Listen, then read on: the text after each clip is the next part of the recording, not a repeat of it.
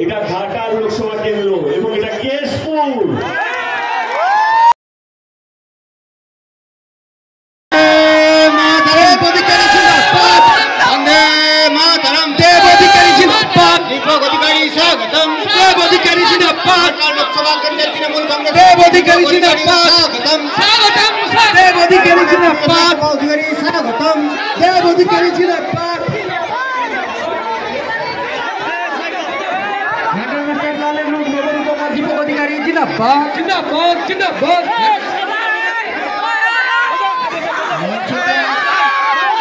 সবাইকে সামনে আসতে হবে, এতক্ষণ বলেছি দেবকে দেখতে হলে সামনে থেকে দেখতে হবে। অনুরোধ করছি মঞ্চটা খালি করে দেবেন। আমাদের মধ্যে এইমাত্র উপস্থিত হয়েছেন আমাদের ঘাটাল লোকসভা কেন্দ্রের সর্বভারতীয় তৃণমূল কংগ্রেসের প্রার্থী, ঘোড়াফুলের প্রার্থী মমতা বন্দ্যোপাধ্যায় এবং অভিষেক বন্দ্যোপাধ্যায়ের স্নেহধন্য প্রার্থী সম্মানীয় দীপক অধিকারী মহোদয় আমাদের মধ্যে উপস্থিত হয়েছেন। ওনার বাসীকে অনুরোধ করব করতালি দিয়ে ওনাকে অভিনন্দন।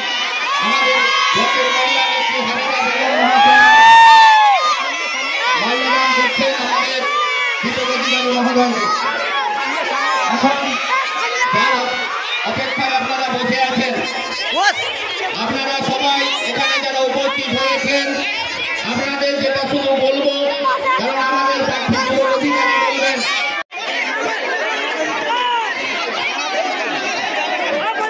নমস্কার, আসসালামু আলাইকুম।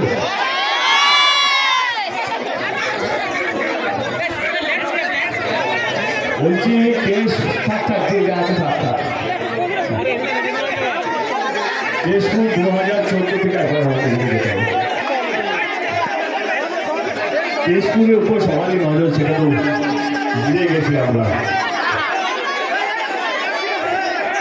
এটুকু বলবো, কেশপুরের মানুষ এতদিনে বিচার করে নিয়েছে, ভেবে নিয়েছে কাকে ভোটটা দিতে হবে।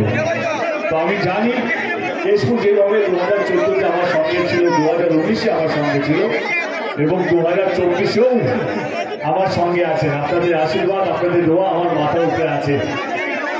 এই 2024 নিয়ে আমার সত্যি কোনো ভয় নেই, কারণ আপনারা আমার পাশে আছেন তো। এখন রাজনীতি ধমকানো চমকানো এসব চলছে আর কি, মানে ভুলভাল এডিটেড অডিও ভিডিও কিভাবে জিততে হবে মানুষ সেটা লেগে পড়ে আছে। আরে আমি তো বলি মানুষের জন্য কাজ করো, কিছু করতে হবে না, মানুষ এমনি ভাবে 2 হাত তুলে ভোট দেবে। এত ধমকানো চমকানো এত কিছু নাটক করতে হবে না তোমাকে। এটাই বলবো যে গত 13 বছর ধরে রাজ্য সরকার আমাদের বাংলার মানুষের জন্য অনেক কাজ করেছে। আমি যে দুটিতে কাজ যদি বলি, 2021-এর আগে আমরা কথা দিয়েছিলাম যে আপনারা যদি আমাদেরকে ভোট দেন তাহলে 2টো প্রকল্প আমরা নিয়ে আসবো। একটা প্রকল্পের নাম ছিল লক্ষ্মীর ভান্ডার, আরেকটা প্রকল্পের নাম ছিল স্বাস্থ্যসাথী কার্ড। তখন এই বিরোধী দলই বলতো যে এটা লক্ষ্মীর ভান্ডার নয়, এটা ঢপের ভান্ডার, এই ভান্ডার কোনো ভরবে না, এগুলো সব ঢপ। আমার তখন সত্যি মনে হয়েছিল এটা ভুল নয়, কারণ ওনাদের দল আজ অব্দি যা যা প্রতিশ্রুতি দিয়েছে একটাও রাখতে পারে না।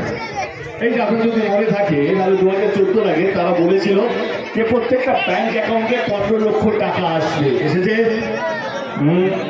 বলেছিল প্রত্যেক বছর 2 কোটি চাকরি দেবে। 2014-তে কেন্দ্র সরকার যখন নির্বাচন হচ্ছিল, আমরা যদি আসি বা কেন্দ্র সরকারে যদি বিজেপি আসে, তাহলে প্রত্যেক বছর 2 কোটি চাকরি দেবে। কিন্তু 2 কোটি চাকরি তো দূরের কথা, আজকের দিনে দেশের মধ্যে চাকরির অবস্থা স্বাধীনতার পর এত খারাপ কোনোদিন হয়নি যেটা আজকে হয়ে দাঁড়িয়েছে। ওনারা বলেছেন 400 টাকা করে গ্যাসের সিলিন্ডার দেবে, আজকে সেই গ্যাসের সিলিন্ডারের দাম হচ্ছে 1200 টাকা। তারা বলেছিলেন 2014 আগে যে ওনারা যদি আসেন তাহলে পেট্রোল আর ডিজেলের দাম হবে 40 টাকা 50 টাকা। আজকে সেই পেট্রোল আর ডিজেলের দাম হয়ে গেছে 100-110 টাকা। তো ওনারা যখন বলছেন এই লক্ষ্মীর ভান্ডারটা ঢপের ভান্ডার, তো তাদের কোনো দোষ নেই, কারণ আজ অব্দি ওনারা ঢপ মেরে ভোট দিয়ে জিতে গেছেন, তো সেই জন্য ওনাদের কোনো দোষ নেই। কিন্তু আমি একটাই কথা বলবো, আপনারা আমাদের দলকে, আমাদের সরকারকে বিশ্বাস করেছেন এবং প্রথমবার আমাদের দল তৃণমূল কংগ্রেস 200টার বেশি আসন পেয়েছিল এবং দিদি তৃতীয়বারের জন্য মুখ্যমন্ত্রীর শপথ নেবার 6 মাসের মধ্যে এই লক্ষ্মী ভান্ডার প্রকল্পটা বাস্তবায়িত করেছিল। আজকে রাজনীতি মানে ধর্ম, কে হিন্দু কে মুসলমান এই দুজনকে যত বেশি আলাদা করবে তত বেশি ভোট দিয়ে বাড়ি যায়, কিন্তু আমাদের দল সেটা করেনি। কারণ লক্ষ্মীর ভান্ডারের সময় আমাদের দল এটা বলেনি যে লক্ষ্মীর ভান্ডারটা শুধুমাত্র হিন্দুদের জন্য, সবুজ সাথীরা মুসলমানদের জন্য, স্বাস্থ্য সাথীরা এই ধর্মের জন্য বা এটা এই ধর্মের জন্য। না না না না, বাংলার প্রত্যেকটা মানুষের অধিকার আছে। শুধু তাই নয়, আমাদের দল এটাও কোনোদিনও বলেনি যে যারা আমাদের তৃণমূল কংগ্রেসের পরিবার আছে বা যারা তৃণমূলের ভোটার আছে আমাদের প্রকল্প বা লক্ষ্মী ভান্ডার শুধুমাত্র তাদের জন্য না। আমাদের সব কটা প্রকল্প যারা বিজেপিতে আছে বা বিজেপিকে ভোট দেয়, সিপিএম বলো কংগ্রেস বলো, তাদের ভোটার না তাদের পরিবারেও আমাদের প্রকল্প লাভ নেয়। বাংলার প্রত্যেকটা বাড়ি সে যে কোনো দল করুক না কেন তাদের বাড়িতেও আমাদের প্রকল্পগুলো পৌঁছয়। এইটাই হচ্ছে একটা দলের কাজ, যে সমস্ত ধর্মের মানুষকে আগলে রাখা। কিন্তু আজকে রাজনীতি একদম অন্যরকম, যত বেশি চিৎকার তত বেশি ভোট, যত বেশি গর্জন তত বেশি ভোট। আমাদের বিরোধী দলের প্রার্থী আমরা মকরামটাকে কেন আক্রমণ করি না? কারণ আমার মনে হয় তারও কোনো দোষ নেই, কারণ ও ভাবে যে ঘাটালে যত বেশি আক্রমণ করবে তত বেশি ভোটে জিতবে। ওইটা ভাবে যত বেশি উচ্চবাচ্য কথা বলবে ঘাটাল লোকসভা কেন্দ্রে তত বেশি মার্জিনে জিতবে। ওইটা ভাবে যত বেশি ফেক অডিও ক্লিপ ভাইরাল করবে, যত বেশি মিথ্যে কথা বলবে তত বেশি ভোটে জিতবে। আমি এইটুকু বলি আপনাদের সামনে, হয়তো জিততো অন্য কোনো সিট হলে, কিন্তু ঘাটাল লোকসভা কেন্দ্র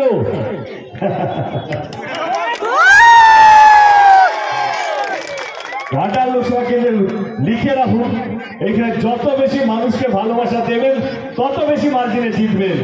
এখানে যত বেশি মানুষকে সম্মান করবেন আপনি তত বেশি ভোটে জিতবেন। এখানে যত বেশি মানুষকে এক রাখবেন, হিন্দু মুসলমান না করে তত বেশি ভোটে জিতবেন। যত বেশি ভদ্র ব্যবহার করবেন মানুষের সাথে তত বেশি ভোটে জিতবেন। এটা ঘাটাল লোকসভা কেন্দ্র এবং এটা কেশপুর যাকে ভালোবাসে মন প্রাণ দিয়ে ভালোবাসে, এটাই হচ্ছে কেশপুরের নেচার, এটা হচ্ছে কেশপুরের ভালোবাসা। 25শে মে নির্বাচন, যদি আপনাদের মনে হয় আপনাদের এই ভূমিপুত্র আপনাদের কেশপুরের ছেলে আপনাদের জন্য কাজ করেছে তাহলে 25শে মে সকালে সকালে নিজের ভোটটা কত নম্বর জায়গা ছিল ইভিএম মেশিনে? হ্যাঁ 1 নম্বর। 25শে মে 1 নম্বর ইভিএম মেশিনে যদি আপনাদের মনে হয় আপনার এই ভাইটি আপনাদের এই কেশপুরের ছেলেটি ঠিকঠাক কাজ করেছে তাহলে আপনারা আমাকে ভোটটা দেবেন। অনেকক্ষণ ধরে আপনারা বসে আছেন, তার জন্য হাত জোড়বে, মাথা নিচে ধন্যবাদ প্রত্যেককে। 25শে মে নির্বাচন, নিজের ভোটটা নিজে দেবেন এবং দোয়া করবেন, আশীর্বাদ করবেন যেন আপনার এই ভাইটি তৃতীয়বারের জন্য জিততে পারে। ভালো থাকবেন, বন্দে মাতরম।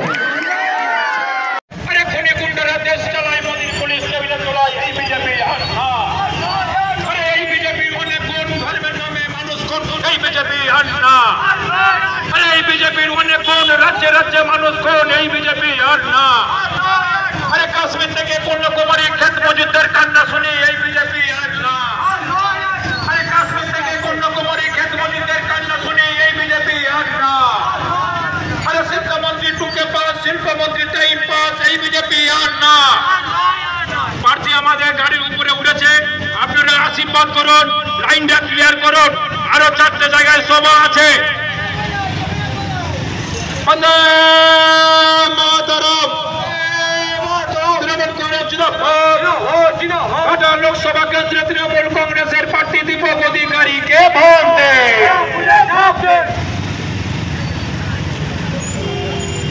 আপনারা দেখেছেন বন্দে মাতরম। তৃণমূল যুবক কংগ্রেস জিন্দাবাদ। তৃণমূল আইনজীবী জিন্দাবাদ। আরে খেলবো আমি, খেলবে তুমি, খেলবে দেশের জনতা, আর দিল্লি বসে দেশ চালাবে আমার দুর্গা মমতা। আরে আমার দুর্গা মমতা। কাশ্মীর থেকে কন্যাকুমারী সারা ভারত কাঁপিয়ে দেবে এই বঙ্গ নারী। ও দাদা অনেক করেছে জমিদারি, সময় থাকতে গোটাও পাত্তারি।